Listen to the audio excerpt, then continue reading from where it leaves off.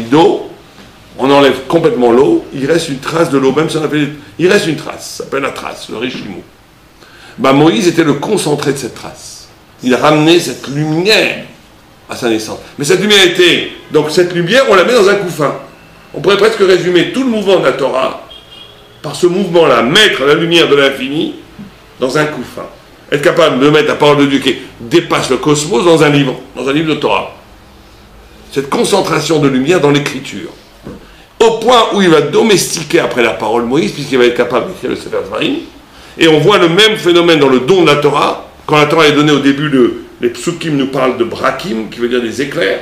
Un éclair apparaît et disparaît au même moment. Et après, la Torah change, elle dit des lapidim, des torches qui s'échangent. Donc une sorte de, pas de domestication, parce qu'on ne domestique pas la Torah, mais on va dire d'intégration de l'infini dans le fini, de la lumière divine dans la conscience humaine, de la pensée absolue dans la parole. Et ce mouvement-là est un mouvement qu'est la Torah elle-même. Et le juif, où qu'il soit chacun à son niveau, a pour mission de faire cela. Si je vous demande quelle est votre mission, vous allez me dire, le Torah vous répondra. Votre mission, c'est comment tu as été capable, toi, dans ta vie, d'incarner dans ton existence limitée le reflet d'une dimension infinie de la volonté de Dieu. Tu l'as fait ou tu ne l'as pas fait? Après 120 ans, c'est ce genre de questions que Dieu vous posera. Nous posera. Est-ce qu'on l'a fait ou on ne l'a pas fait? Est-ce qu'on a été complètement que dans la finitude de la vie? Toutes nos préoccupations, c'était juste... Est-ce qu'on a été capable, à un moment donné, d'être celui qui va catalyser la parole de Dieu dans sa vie? Parce que c'est ça la notion même de messianisme, la notion même de vérité. Vous avez la vérité, que la Torah, de la réalité qu'est le monde, le cosmos. Tant que les deux ne sont pas ensemble, on est dans l'exil. Tant qu'il y a une harmonie entre vérité et réalité, on est dans le Mashiach. Qu'est-ce que va faire le Mashiach? C'est aussi simple que ça. Il va simplement brancher ensemble en harmonie totale la vérité et la réalité. Tant qu'il y a une distorsion entre vérité et réalité, on est dans l'exil, la galoute.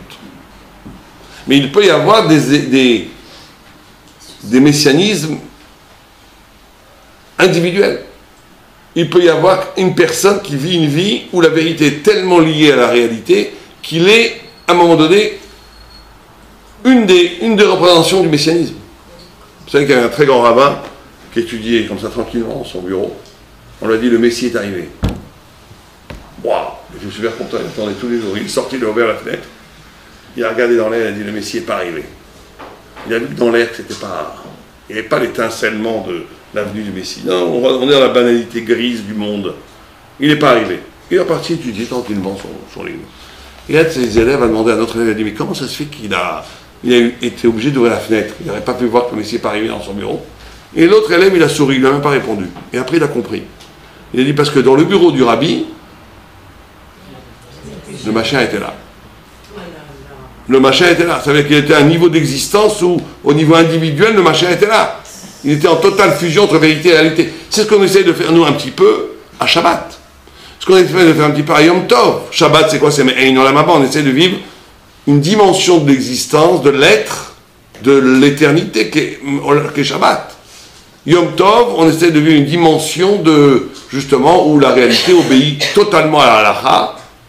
C'est Keneged Mashiach. Mais les grands rabbins, les grands initiés, ils vivent ça tout le temps. Ils vivent ça tout le temps. Ils sont dans une telle fusion entre la vérité et la réalité. Ils ne sont pas esclaves de la réalité. C'est la réalité qui est complètement soumise à la halakha, donc à la vérité, qui crée un espace mystique et spirituel qui est l'espace messianique. Vous savez, c'est ce que voulait faire Yaakov avant de mourir. Yaakov avant de mourir, il convoque tous ses enfants. Et allez, je vais vous révéler le Mashiach. C'est pas comme les gens disent une date. Il a dit, il a en tradition que si tout le peuple juif est ensemble, par définition, le Messie est là. Vous savez que c'est très simple de faire venir le Messie. Si on voulait, il viendrait demain.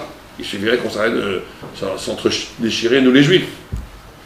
Il suffirait qu'on soit tous ensemble dans la conscience de Dieu. Mashiach, il vient tout de suite. Il suffirait que de ça. Donc il a dit, tous ses enfants viennent ensemble, autour du lit. Il a dit, voilà, le Mashiach va se révéler. La dimension messianique va se révéler.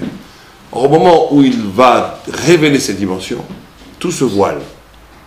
Tout se voile. C'est pour ça que quand vous regardez la paracha, c'est très impressionnant dans un Sefer Torah. Dans un Sefer Torah, entre les parachutes, vous avez des halachot, il faut 9, l'espace de 9 mots, il faut aller à la ligne, des fois non, des fois oui. Là, ça continue. Vayechi Shmot, il n'y a aucune différence. C'est le mot, c'est fermé, complètement fermé. Parce que ça, c'est fermé. Et à ce moment-là, Yaakov, il dit, mais ça veut dire qu'un d'entre vous n'est pas avec Dieu. Parce que c'est impossible qu'on soit tous les Juifs ensemble, avec Hachem, et que Dieu ne se révèle pas. Donc un d'entre vous, il est pas bon. Qu'est-ce qu'ils lui répondent tous? Qu'est-ce qu'ils lui répondent tous? Shema Israël. Israël, c'est de là que vient le nom. C'est de là que vient le Shema Israël. Israël, c'est le nom de Yaakov. Les 12 fils à l'unisson disent Shema Israël. Écoute Israël. Pas du tout. Hachem Elokeinu, Hachem Echad. Notre Dieu est notre Dieu et il est un. On n'a pas du tout notre cœur dans l'idolâtrie. Et à ce moment-là, Yaakov dit, c'est le Midrash qui lui dit, Baruch Shem Kevot Malchuto Labayt. On ne comprend pas parce qu'il aurait dû dire, il y a quelque chose qui ne marche pas dans le système. On a dit que si on était tous ensemble, avec Dieu, le Mashiach apparaît. Il n'est pas apparu. Donc c'est qu'il y a un problème. Donc il avait trouvé la solution en disant, un d'entre vous ne croit pas en Dieu. Tu me dis, mais pas du tout, Dieu préserve, on est tous avec toi, avec Dieu. Donc il aurait dit, je ne comprends plus rien, il aurait dit, il y a un bug dans le système là, il y a un bug dans le système Torah. Il dit non, Baruch Shem Kevod Malchuto Labayt. Alors vous savez que quand on dit Baruch Shem Kevod Malchuto Labayt, peu de gens le savent, même ceux qui prient tous les jours, on doit avoir 3 kavanot, d'après la halakha, d'après le Tour Shulchan Aruch, les mêmes que quand on dit Amen Yehei Shmei Rabba dans le Kaddish. On doit, 1, penser que le Mashiach va venir, 2, qu'on va détruire Amalek, qui est le peuple anti-Israël, 3, qu'on est prêt à donner sa vie pour Dieu. Misrut Nefesh. C'est la halakha. Et donc Yaakov comprend à ce moment-là que le Mashiach, on peut le vivre au niveau individuel. Mais pour qu'il puisse s'émanciper dans tout le monde, il va falloir pas simplement dire la vérité, mais combattre le mensonge, combattre Amalek. Il comprend que ça va prendre du temps, toute l'histoire humaine. Mais il ne revient pas sur l'idée qu'un homme peut vivre la dimension messianique à son niveau à lui. Mais pour que ça soit universel, ça ne va pas suffire qu'entre nous, les Juifs, on soit bien, il va falloir aussi que ce bien déteinte sur toute l'humanité. Et qu'on combatte Amalek, qui est l'anti-Israël par excellence. En tous les cas, Moshe Rabbeinu au début ne peut pas parler parce qu'il n'arrive pas à faire le lien entre la pensée, la vérité absolue et la réalité. Il le fait après, il le fait, c'est faire de vrai, mais il ne bégaye plus à la fin de sa vie. On ne voit plus qu'il bégaye après. Il parle. Il arrive à avoir une parole qui est double. Une parole qui est en même temps une parole qui est le reflet de la volonté de Dieu, et une parole qui décrit le réel. Les deux en même temps. C'est ça une parole de Torah. Pourquoi les rabbinim ils peuvent faire des miracles? Certains, hein, pas tous. Pourquoi les rabbinim peuvent faire des miracles? Pourquoi? C'est pas très difficile en réalité. Moi j'ai connu des rabbinim qui faisaient des miracles. J'en ai connu personnellement. Des grands sadikim, mais comment ils le faisaient? Tout simplement parce qu'ils pouvaient se mettre en relation chez Akol Niabet Varo. Vous avez la parole, qui est la vérité, vous avez la réalité, qui est le monde. Si la parole n'est là que pour décrire la réalité, elle n'est que descriptive de la réalité, aucun miracle n'est possible. Parce que la parole est tributaire du réel, donc le réel est tout puissant. Mais si on conçoit que le réel n'est qu'une des figures de la volonté de Dieu, et que la parole est avant, chez Akol Yabedvaro, que Dieu a créé avec la parole le réel, si quelqu'un a accès au niveau de cette parole divine, il peut changer le réel. Bien sûr que c'est un niveau où il faut être complètement émancipé de la tentation du réel. Être émancipé de la tentation du réel, c'est quelqu'un qui est capable d'avoir complètement maîtrisé sa libido, excusez-moi du terme, c'est-à-dire qu'il est capable, où il n'a pas de désir, si ce n'est pas une mitzvah. C'est ça le tzaddik. Le tzaddik, c'est pas celui qui n'a pas de désir du tout. C'est pas ça. Le tzaddik, c'est celui qui a un désir quand c'est une mitzvah. Un tzaddik, il dit, moi, imaginez quelqu'un qui dit, moi, les femmes, ça me dégoûte, la nourriture, c'est affreux, c'est pour les animaux, c'est pas la Torah, ça. C'est les curés, c'est pas nous. Au contraire. Dieu a donné un corps, un désir, il n'y a pas de problème. Mais le tzaddik, c'est comme ça. Le tzaddik, il dit, manger pour manger, ça ne m'intéresse pas. Je ne suis pas une vache. Je ne mange pas pour manger. Il n'a pas faim. C'est Shabbat, c'est une mitzvah. Il y a un sens. Tout son corps s'allume. C'est que le corps le métabolisme physique du désir est branché en amont au sens métaphysique. C'est ça le tzaddik. C'est pas qu'il n'y a pas de désir, c'est que le désir obéit en ultime au sens, à la vérité, à ce qui fait sens. Ça c'est un tzaddik. Tzaddik Shabbat, il mange, il a faim, c'est pas qu'il dit « Ah, je mange, c'est très dur, mais je suis tellement tzaddik que c'est dur de manger la damrout. » Non. Il mange la damrout avec un très grand plaisir, parce que c'est Shabbat. Mais manger la damrout pour se bourrer de... c'est pas pour moi. Vous comprenez le problème? Ça, c'est faire le lien entre la vérité et la réalité, quand on est à ce niveau-là. Quand on est au niveau que tout le corps et le désir est lui-même lié à la vérité. Donc, Moshe Rabbeinu, bien entendu, il est arrivé à ce niveau-là, et à un moment donné, il a complètement... Ce bégaiement, il l'a transformé en parole. Parce que la parole, elle a ce double niveau. Elle est double. Maintenant, on dit aussi qu'il bégayait, c'est aussi une condition de la liberté. Parce qu'il ne pouvait pas avoir une parole pleine, belle, magnifique, quand le peuple souffre. Et là, le Rav Simcha Zisson nous dit, il n'y a pas de spiritualité sans honnêteté intellectuelle. Quelqu'un qui n'est pas capable de partager la souffrance des autres, quelqu'un qui part dans des grandes envolées spirituelles et qui s'en fiche de la malheur de l'autre, sa vérité n'est pas une vraie vérité.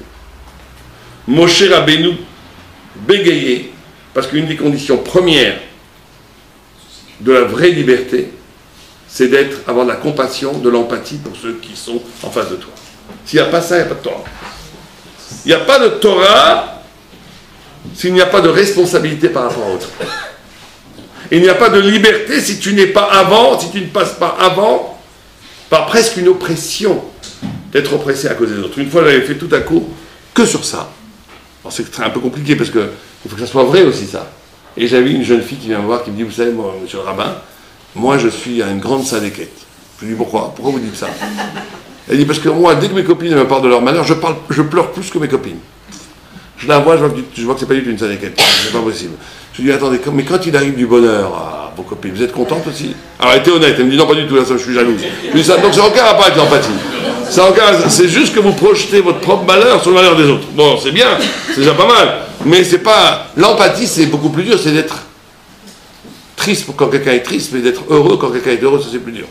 La nature, elle n'est pas comme ça. La nature, elle est que quand quelqu'un gagne le loto, et pas vous dites, ah, il y a toujours les mêmes qui ont de la chance, c'est pas moi. Et quand une brique tombe sur la tête de votre copain, vous dites, super, pas moi, c'est lui. C'est comme ça, la petitesse, la mesquinerie humaine, elle est comme ça. Un tzaddik, une maman, regardez une maman, je préserve, on prend le fils de la maman, on lui donne un grand coup de poing devant la maman, elle reçoit le coup comme si elle avait, elle, reçu le coup. C'est normal. Si une maman qui n'aurait pas ça, ce ne serait pas une vraie maman. Eh bien, ça c'est normal, mais à un niveau plus haut, où après, c'est pour toute la famille. Certains diront même pour la belle-mère. C'est-à-dire qu'il a vraiment toute la famille, c'est comme lui. C'est déjà un petit niveau. Après, un plus grand niveau, c'est toute sa communauté. Après, les tzadikim, c'est tout le peuple juif. Abraham Avinu, c'était le monde entier.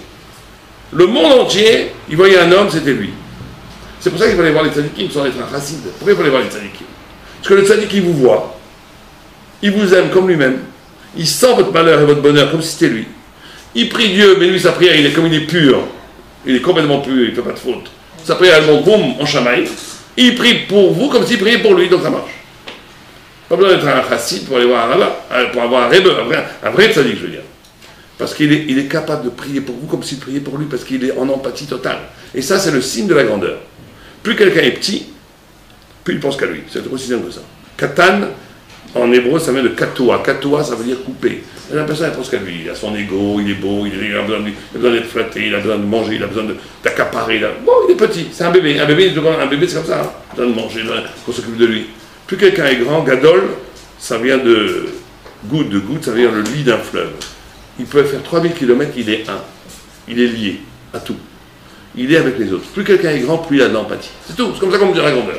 Pas par les grandes prières et tout, pas par les grands sermons, par le fait, est-ce que tu es capable de souffrir pour l'autre et d'aider vraiment l'autre quand tu n'as pas d'intérêt. Et ça, c'est la deuxième clé de la libération. Faire partie du peuple d'Israël. Être concerné par le peuple d'Israël. Ne pas être dans l'ego. L'ego, c'est la plus grande des prisons. Quand tu n'es qu'avec toi-même, c'est la plus grande des prisons. Ton plus grand geôlier, c'est toi-même. Ton plus grand geôlier, c'est l'ego. Dès que tu sors de l'ego et que tu es un tout petit peu, chacun à son niveau, bien sûr, tout le monde a ce problème, parce que tout le monde a l'ego, à part Moshe Rabbeinu. Mais il y a des niveaux. Il y a des niveaux.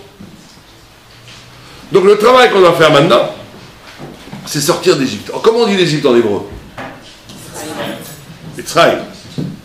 On a dit le temps juif, c'est une sorte de cône où il y a la création qui va finir par la... Il y a trois grands mouvements dans l'histoire du monde et d'Israël. Création, révélation, rédemption. Je vous le dis, ça fait un peu chrétien en français, on va dire Bria, Gilouï, Géoula. Création, Dieu crée. Il se révèle au mont Sinaï. Et après, à la fin des temps, il libère le monde entier avec le messianisme. C'est les trois grands mouvements. Maintenant, ces trois grands mouvements, ils rencontrent des fêtes dans l'année. Il y a 12 rencontres avec Dieu. Et c'est toujours les mêmes. Chaque année Kippour, chaque année Rosh Hashanah, chaque année Sukkot, chaque année Purim, Hanouka, tout le temps. Simplement, ça tourne et ça avance. C'est une sorte de cône comme ça qui avance. Création jusqu'à émancipation, révélation, émancipation. Un temps qui tourne et qui avance en même temps. C'est ça le temps juif. Alors, Mitzrayim, on a dit, c'est la liberté. C'est quoi? Chaque fête a un concept. Purim, c'est la joie. Kippour, c'est le pardon. Rosh Hashanah, c'est de renaître, etc., etc. Bon. On va parler aujourd'hui de Pessah. Pessah, c'est de sortir de Mitzrayim. Mitzrayim, c'est l'anagramme de quoi? Anagramme, c'est la composition de deux mots. C'est la composition